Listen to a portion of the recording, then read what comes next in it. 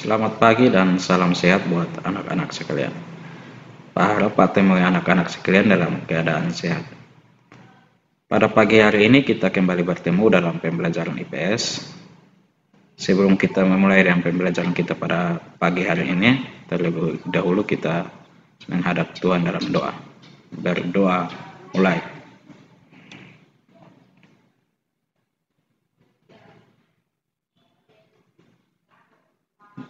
Berdoa selesai. Anak-anak sekalian, pagi hari ini kita akan belajar tentang interaksi sosial. Dengan kompetensi dasar itu yang pertama, menganalisis interaksi sosial dalam ruang dan pengaruhnya terhadap kehidupan sosial, ekonomi, dan budaya dalam nilai dan norma serta kelembagaan sosial budaya. Yang kedua, menyajikan hasil analisis tentang interaksi sosial dalam ruang dan pengaruhnya terhadap kehidupan sosial, ekonomi, dan budaya dalam nilai dan norma serta kelembagaan sosial budaya. Dengan tujuan pembelajaran yaitu menganalisis interaksi sosial. Materi kita pada pagi hari ini itu tentang pengertian interaksi sosial dan syarat-syarat interaksi sosial. Interaksi sosial itu adalah hubungan yang terjadi antara manusia dengan manusia yang lain, baik secara individu maupun dengan kelompok.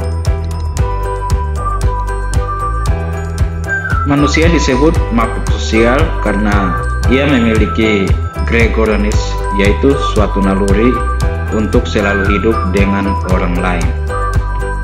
Manusia melakukan interaksi sosial dalam kehidupannya untuk memenuhi berbagai kebutuhan pokok, yaitu sandang, pangan, dan papan, kebutuhan dan ketertiban, kebutuhan akan pendidikan dan kesehatan, kebutuhan-kebutuhan akan kasih sayang. Cara terjadinya interaksi sosial itu adalah kontak sosial dan juga komunikasi sosial. Ciri-ciri interaksi sosial itu antara lain itu yang pertama, jumlah pelakunya lebih dari seorang, biasanya 2 atau lebih. Yang berikut berlangsung secara timbal balik. Dan juga adanya komunikasi antar pelaku dengan menggunakan simbol-simbol yang disepakati. Dan juga adanya suatu tujuan tertentu. Faktor-faktor yang mempengaruhi interaksi sosial itu yang pertama, faktor imitasi.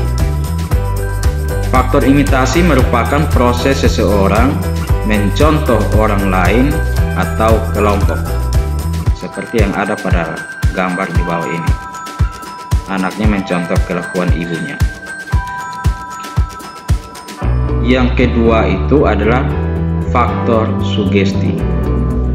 Faktor sugesti merupakan pengaruh yang dapat menggerakkan hati orang, misalnya dokter dan juga pasiennya.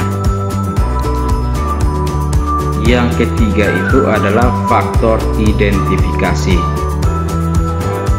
Faktor identifikasi merupakan kecenderungan-kecenderungan atau keinginan-keinginan dalam diri seseorang untuk menjadi sama dengan orang lain. Misalnya ada pada gambar bawah ini, ada yang coba menirukan gaya dari Michael Jackson. Yang berikut itu adalah faktor simpati. Jadi faktor simpati merupakan kemampuan untuk merasakan diri seolah-olah dalam keadaan orang lain dan ikut merasakan apa yang dilakukan, dialami, atau diderita orang lain. Contoh seperti gambar berikut ini.